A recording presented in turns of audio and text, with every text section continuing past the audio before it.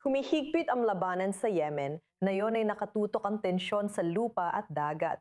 Hindi bababa sa 16 na tropa ng pamahalaan ng Yemen ang napatay malapit sa Hodeida sa pinakamalalang bakbakan kontra Houthi mula 2022 na tigil putukan, ayon sa Ministro ng Impormasyon. Mahigit 50 Houthi rin ang napatay. Nagalit ang presidente ng Yemen na nagpatakbo ang Iran ng direktang lipad papuntang Sanaa, kontrolado ng mga Houthi, para isa kayang matataas na opisyal ng Houthi papunta sa libing ni Ali Khamenei. Tinawag ito ng presidente na paglabag sa soberanya ng Yemen. Dahil nagbabala ang mga opisyal na may ugnayan sa Houthi na posibleng isara ang kipot ng Bab el-Mandeb sa mga barko ng Saudi, naging regional pressure point na ito at hindi lang basta frontline. Kasama natin ngayon si Tomas Juno, profesor sa Graduate School of Public and International Affairs, University of Ottawa, at dating Associate Fellow sa Chatham House. Jonathan, Tomas, ikinagadalak naming makasama kayo ngayon sa I-24 News English. Maraming salamat. Salamat sa pag-imbita sa akin. Dito sa Yemen, nasasaksihan natin ang ilan sa mga pinakamalalang sagupaan mula pa noong 2022. Malamang ba na makikita natin ang mas pinaigting na tugon militar mula sa puwersa ng pamahalaan ng Yemen? Ano ang aasahan natin sa mga darating na araw? Matindi pa rin ang mga darating na araw dahil 4 na taon na hindi pa rin natatapos ang digmaan sa Yemen. Bagamat humina na ito, matatag pa rin ang mga linya ng labanan. Nagkaroon ng paminsan-minsang sagupaan sa pagitan ng dalawang panig. Pero kadalasan ay maliit lang at nakokontrol agad ang mga ito. Sabi mo nga, ito ang pinakamalaking insidente ng karahasan sa 4 na taon. Kaya mataas ang tensyon sa bansa. Kaya sa tingin ko, mas malamang na makokontrol pa rin ito. Hindi ko inaasahan ang tuluyang pagbabalik ng digmaan sa Yemen, pero mataas ang tensyon. At posible na magpatuloy pa rin ang palitan ng mga hakbang na nakikita nating tubitindi ngayon kahit sa maiking panahon. Sa mga nakaraang araw, mas nagkakaisa ang mga tribong suportado ng Saudi. May banta ba sila sa dominasyon ng mga Houthi sa Sanaa o wala pa rin? Hindi pa at malayo pa tayo doon. Tamaan na ilahad ito sa ganung paraan dahil ang mga Houthi ang pangunahing puwersang pampolitika at militar sa Yemen sa loob ng mahigit 1 dekada. Malakas sila at suportado sila ng Iran. Mahalagang tandaan na bukod sa suporta ng Iran, malaking dahilan ng tagumpay nila ang kahinaan ng mga kalaban. Ang internasyonal na kinikilalang pamahalaan na may upuan sa UN at kinikilala ng pandaigdigang komunidad ay watak-watak. Mahina ito sa politika at militar, kaya laging napapaboran ang mga Houthi. Sinusubukan ng Saudi Arabia na pag-isahin at pagtibayin ang mga puwersang laban sa Houthi nitong mga nakaraang buwan. Pero sa ngayon ay malayo pa ito sa sapat para seryosong hamunin ang mga Houthi. Samantala, nakikita pa rin natin na sinusubukan ng Iran na ipakita kung gaano ito kalakas sa Yemen, lumilipad papasok at palabas ng Sanaa, at dinadala ang delegasyon ng Houthi sa libing ni Ali Khamenei sa Tehran. May ibig bang sabihin ito? Anong dapat nating isipin sa direktang paglipad na ito? Mahalaga ito at sa palagay ko, mas mahalaga pa na ito kaysa sa sagupaan na nakita natin sa baybayin ng Hodeida sa nakalipas na ilang oras.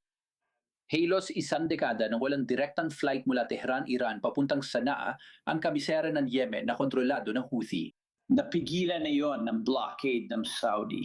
Dahil sa lakas ng loob ng Iran matapos ang digmaan at tagumpay nito sa pagsara ng Strait of Hormuz sa Persian Gulf, isa sa mga ikinababahala ngayon ay baka gamitin ng Iran ang pag-imbita sa mga opisyal ng Houthi sa Tehran para sa libing ni Ali Khamenei bilang dahilan.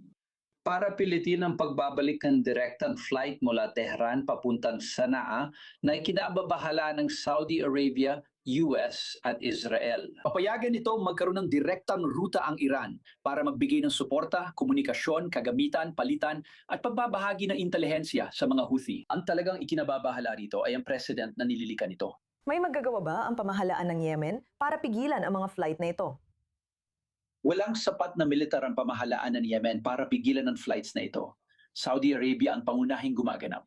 Nung naganap ang flight ilang araw na nakalipas, may ulat na sinubukan itong haranin ng Saudi Arabia at pinaputukan ng Houthi air defenses sa mga eroplanong Saudi na siyang kumantong o nag-ambag sa kasalukuyang pagtaas ng pensyon.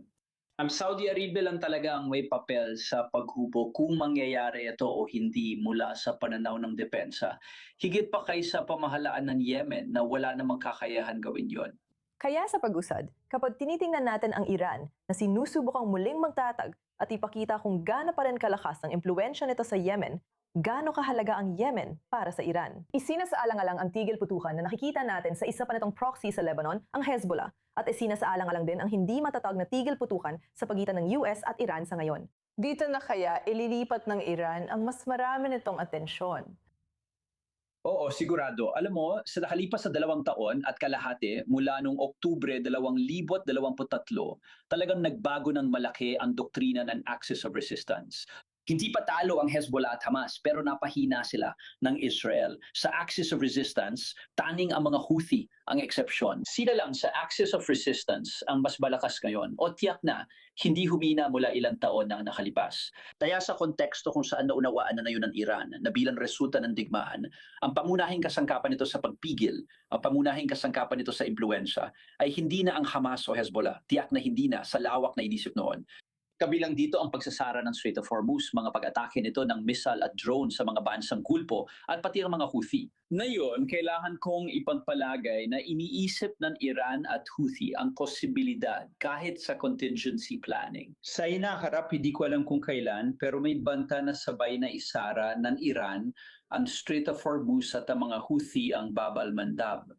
Magiging malaking dubleng dagok ito sa pandaigdigang ekonomiya bilang paraan ng pagpuwersa sa Saudi Arabia, US, Israel o iba pa. Kaya ang mas malaking larawan na nangyayari dito ang mas mahalaga at medyo nakakabahala sa ilang aspeto. Mahalagang issue ito na dapat pagtuunan ng pansin ng buong mundo. Thomas Juno, ikinagadala ka naming makasama sa E24 News English. Salamat sa pagbabahagi ng iyong kaalaman. Salamat!